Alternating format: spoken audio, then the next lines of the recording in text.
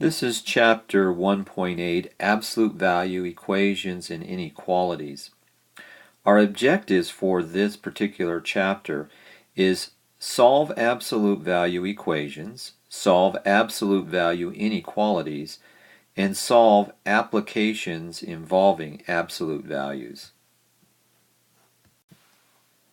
Our first objective is solving an absolute value equation. For example, the absolute value of x equals 4. X can be two different numbers. One is x can be a negative 4, or x can be 4. So whenever we put a number inside the absolute values, the solution is always going to be positive. So if k is greater than 0, then the absolute value of u is equivalent to u equal to k, or u is equal to a minus k. In example 1, we want to solve the absolute value for x, and here we have the absolute value 2x minus 1 is equal to 5.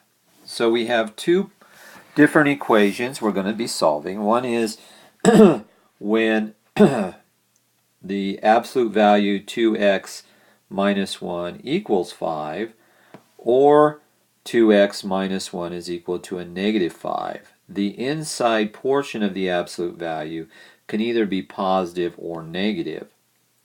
So let's solve over here.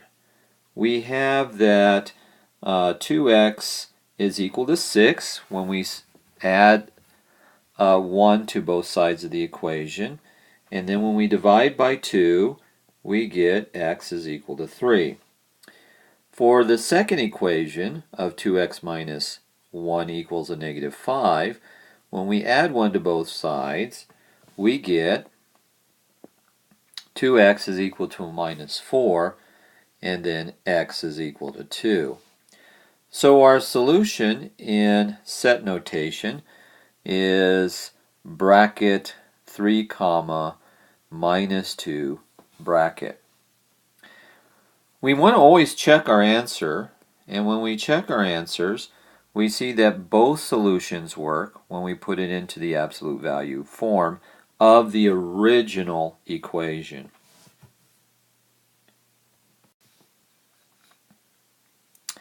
So now in example 2, it's a little bit more complex. We have 2 times the absolute value of x minus 4 plus 1 is equal to 7. The first step is we want to, the rule is to isolate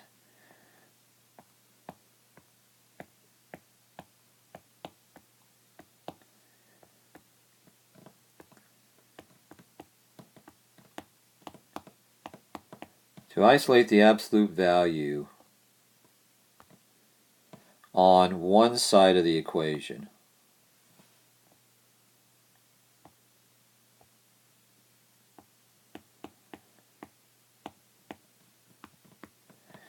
So here what we did, from here to here, is we subtracted 1 from both sides.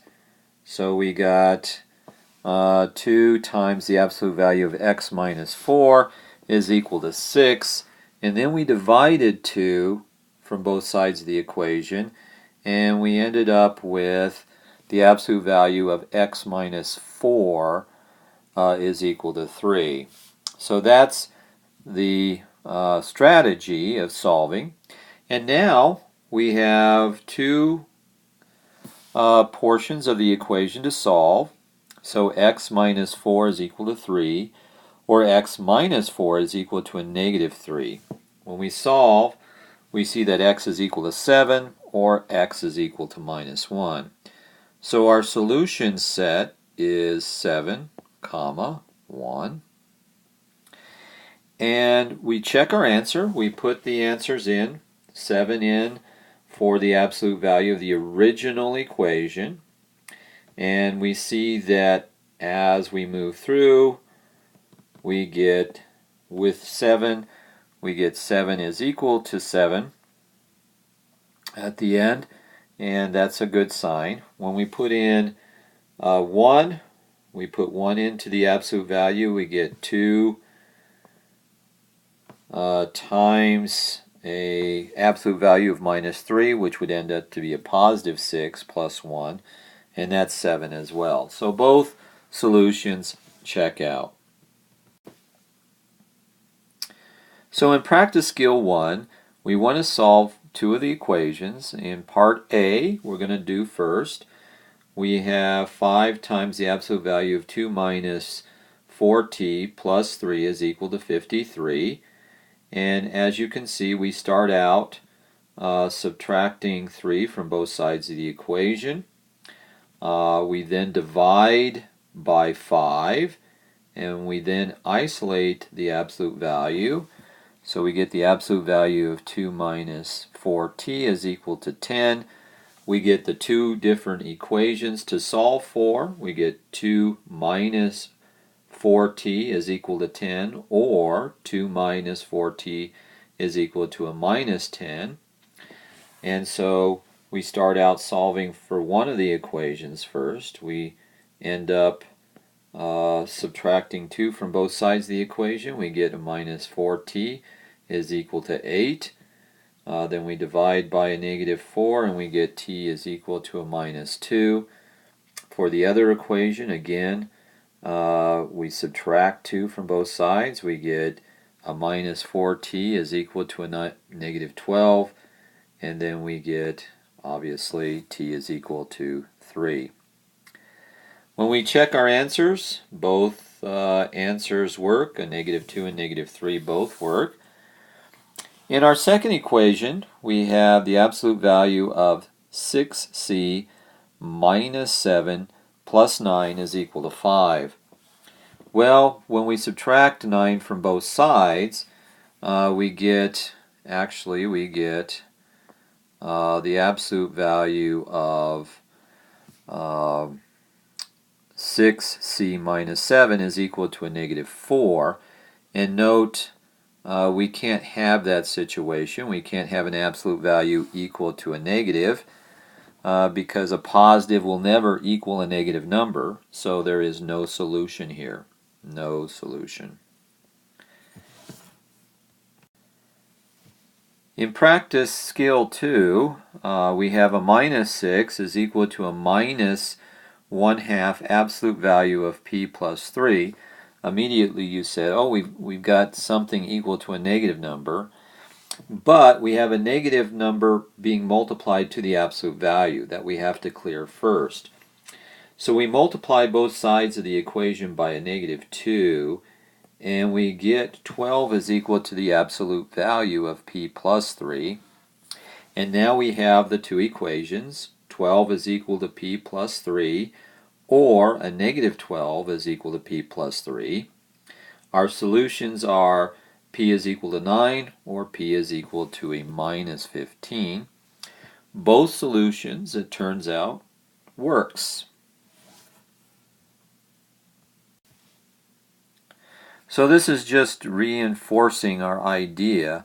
If k is less than 0, and in other words, k is negative, then the absolute value of u equals k has no solution. So in example 4, we have the absolute value of 2x plus, or x plus 2 is equal to a negative 3.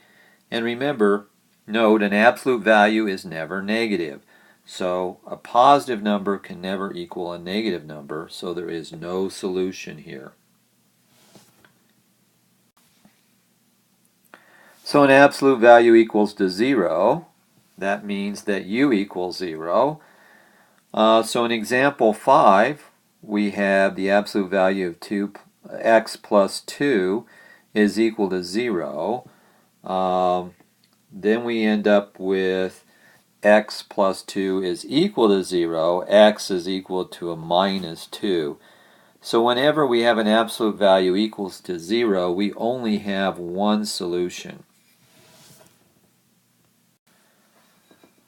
So now we might have this situation where we have two absolute values equaling each other. So if we have the absolute value of u is equal to the absolute value of w, it is equivalent to u is equal to w or u is equal to a minus w. So in example 6, we have the absolute value of 3x minus 1 is equal to the absolute value of x plus 5.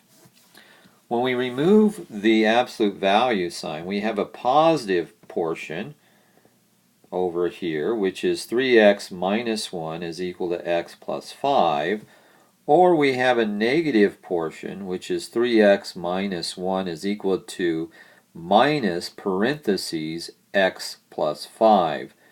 The parentheses are important because the whole expression on the right-hand side is negative. Now when we solve for this, for the positive portion, we see that 3x is equal to x plus 6, 2x is equal to 6, x is equal to 3. On the negative equation, we see that when we distribute the negative, we get 3x minus 1 is equal to a minus x minus 5. Then we add 1 to both sides, we get 3x minus 4. 4 is equal to a negative 4, and x is equal to minus 1. So our solution is 3 comma minus 1. And again, I want you to check the answers, and I've provided the check here, so please go through that. You can pause to go through it, but they both check out. Here in Skill Practice 3, we want to solve the two absolute values. Again, we have the absolute value of a minus x plus 7 is equal to 2x minus 4. Again, we have both a positive and a negative equations that we have to work with. So the positive equations is x minus x plus 7 is equal to 2x minus 4. The negative equation is negative x plus 7 is equal to a negative parentheses 2x minus 4. So working with the positive side, we get a minus x is equal to 2x minus 11. A negative 3x is equal to a negative 11. And then we have x is equal to 11 thirds. To distribute the negative, we get, for the negative equation, we get a negative x plus 7 is equal to a negative 2x plus 4. We subtract 7 from both sides of the equation, and we get a negative x is equal to a negative 2x minus 3. And then for this equation, we get x is equal to a minus 3. So we have two solutions here, 11 thirds and a negative 3. And when we do the check, we find that both solutions for this equation work. Please check those answers, and we'll move on to the next problem. So our second objective is solving absolute value inequalities. And we're first going to start with less than. So the example is the absolute value of x is less than 3. It turns out that we have an interval in this situation. X is going to be between negative 3 and 3 for this particular case, right? And if we want to represent this in interval notation, we would actually do this for interval notation. It would be a minus 3 comma 3. And this is called interval notation. Okay, so if k is a real number, then if k is positive, which means that k is greater than 0, then the absolute value of u less than k is equivalent to u being between a negative k and a positive k. So the way we write that is this. U is between. It's a negative k less than u, which is less than k. And this would also hold for the less than and equal sign. In example 7, we are trying to solve the absolute value of 2x plus 3 is less than 5. Now, again, we have two equations, but in this case, we have a negative 5 is less than 2x plus 3. And on the upper side, we have 2x plus 3 is less than 5. And so that's the way we're going to solve this particular equation. So again, we do the same sort of algebra.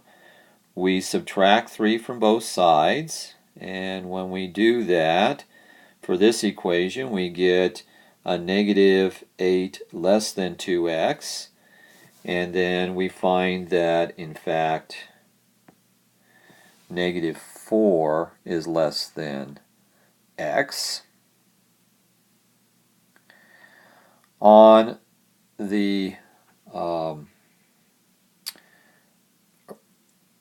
the other equation over here, we get 2x plus 3 is less than 5. Again, we subtract 3 from both sides, and we get 2x is less than 2. And then we have x is less than 1. So in set builder notation, we have x such that minus 4 is less than x, which is less than 1. And in interval notation, we have it as parentheses minus 4 comma 1. So in order to check these intervals, we just pick a number in the interval and put it into the original equation. So since 0 is between negative 4 and 1, I picked 0, and I put it in the equation. I say absolute value of 2 times 0 plus 3 is less than 5. And sure enough, the absolute value of 3, which is 3, is less than 5. It checks out. So in practice skill 4, we want to solve the inequality and write the solution set in interval notation. Here we have something a little bit more complex, and again, we want to isolate the absolute value on one side of the inequality. So again, what we're going to do is we're going to subtract 2 from both sides of the equation. And when we do that, we get 3 times the absolute value of 5 minus x is less than or equal to 12. And then finally, we're going to divide 3 from both sides of the equation. We get a 5 minus x, the absolute value, is less than or equal to 4. Now we have two equations. We have a minus 4 is less than or equal to 5 minus x, or we have 5 minus x is less than or equal to 4. Again, we subtract 5 from both sides. We get a negative 9 is less than or equal to a negative x. And then we have to change signs when we multiply or divide through by a negative. We get 9 is greater than or equal to x. So for the other equation, 5 minus x is less than 4. We subtract 5 from both sides of the equation, and we get a negative x is less than or equal to a negative 1. And then when we divide by a negative number, we have to change signs. And so we get x is greater than or equal to 1. So this time around, our interval notation is bracket because it includes the 1 and the 9, 1 comma 9. So that's an interval notation. I've also put it in set builder notation as well. And again, we pick a number in the interval to check out whether or not we got the right interval. So in this case, we let x equals 2. We plug it in, and we see that in fact it works. So now we're solving an absolute value inequality for a greater than. So now if we have the absolute value of x greater than 3, you will notice that now we have two pieces of an interval. So we have x that is greater than 3 and x that is less than a negative 3. So in interval notation, we're going to have a negative infinity symbol, minus 3, with the union of 3, comma, infinity symbol. Both of them are in parentheses. So in this case, if k is a real number and k is positive, that means k is greater than 0, then the absolute value of u greater than k is equivalent to u being less than a negative k or u being greater than k. And this holds for the inequality and equal sign as well. So here we have a little bit more complex example, example 10. It says solve 1/5 of the absolute value of 3x plus 3 is greater than 3. And again, what we must do is we must isolate the absolute value on one side of the inequality. So we multiply through by 5. When we get that, we get the absolute value of 3x plus 3 is greater than 15. Again, we get two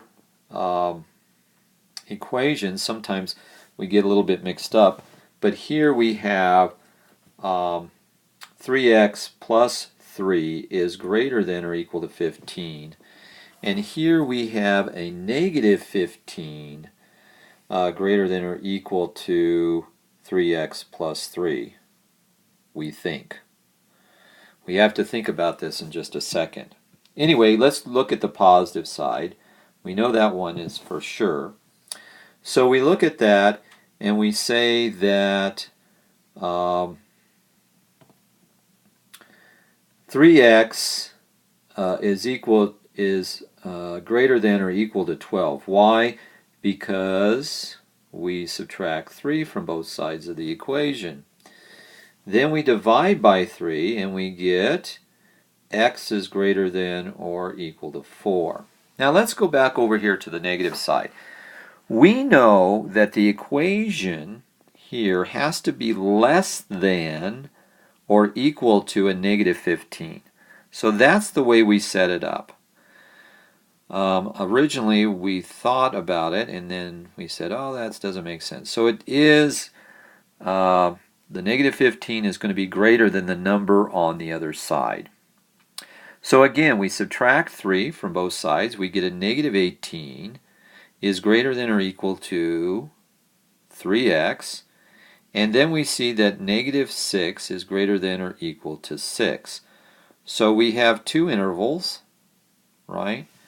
One is x is going to be greater than 4. So our interval notation is this. That's the side that represents x greater than or equal to 4. And then because x is going to be less than negative 6, we have this portion of the interval solution. So again, when we do this, we have to pick two numbers, one from the upper and lower intervals, and we check to see if the answers are correct. And when we do that, in fact, we do have the correct solution.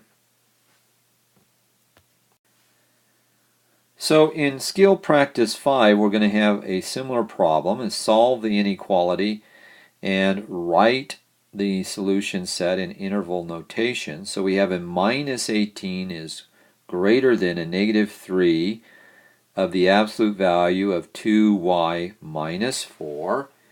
And again, we will divide by a negative 3. And when we do that, we get 6 is less than the absolute value of 2y minus 4. So now we have, again, two equations. We have 6, 2y minus 4 is greater than 6. And when we solve for that, we add 4 to both sides.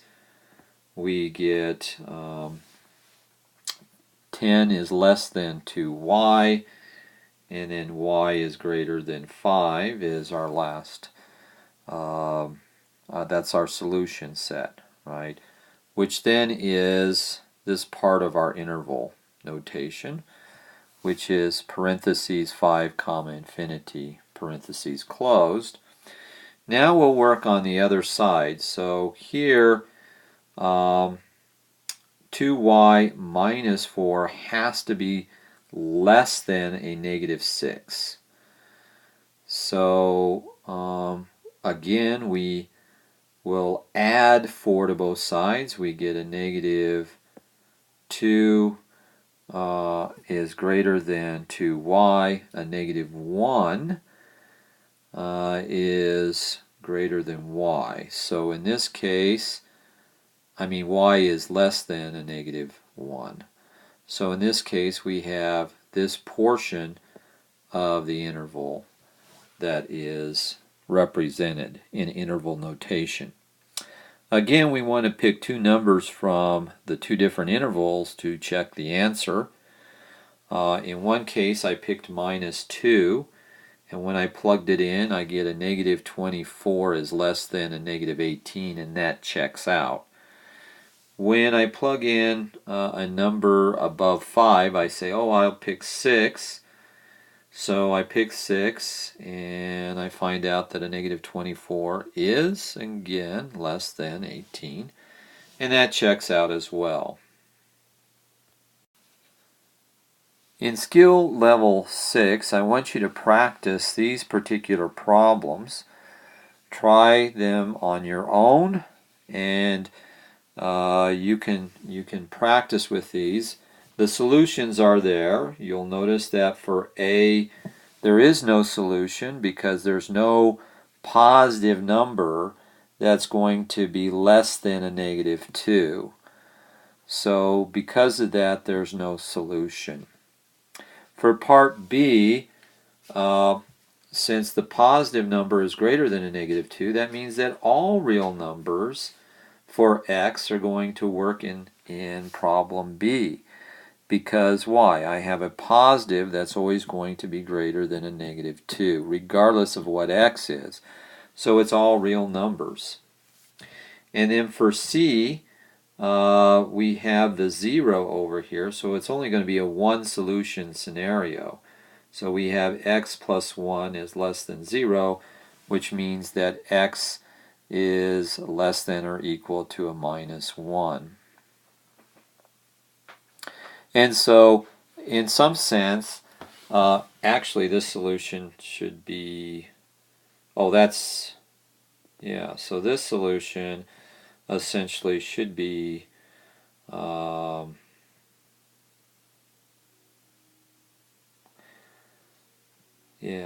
this solution actually should be, if it's less than 1, it's actually x is less than or equal to a minus 1, right? Which means what? I have a negative infinity, comma, minus 1, right? Is less than or equal to 0, right? Yeah, so that's the way that's going to work out, right? Okay. In D, I have two solutions actually, because, oh no, I can only have one solution here. I'm sorry. I can only have one solution. Why is that? Because if I have a number greater than negative 1, suppose I have a negative 3. A negative 3 plus 1 is a negative 2, but the absolute value of negative 2 is 2. So there is only one solution here. So that's correct. But in D, however, since I have a positive number here that's greater than 0, then this is the solution here. Right. So yeah, so that's the solution for D. Okay. In our final problem in skill level 7, we're going to do an application problem. It says a board is to be cut to a length of 24 inches. The measurement error is no more than 0.02 inches. Let x represent the actual length of the board. Write an absolute value inequality that represents the interval in which to estimate x, and solve the inequality from part A and interpret the meaning. Well, the board that has to be cut has to be no more than off by 0.02 inches. So that means that the cut minus 24 has to be within 0.02 inches. So here is our equation. The absolute value of x minus 24 is less than minus 2. So this gives us two equations. It gives us the negative 1 and the positive 1. So x minus 24 is less than 0.02, or x minus 24 is greater than 0.02. And when we do the actual answers, we get x has to be less than 24.02, and x has to be greater than 23.98. Here we are in set builder notation, x such that x is between 23.98 inches and 24.02 inches, and we interpret the meaning that the actual length of the board to be cut with plus or minus any error is within this boundary of 23.98 inches to 24.02. This concludes our section on absolute values. Please work some of the lecture problems in this section, and if we have any questions, please ask them in class. Some of this sometimes can get a little confusing, but please work the problems and think them out a little bit.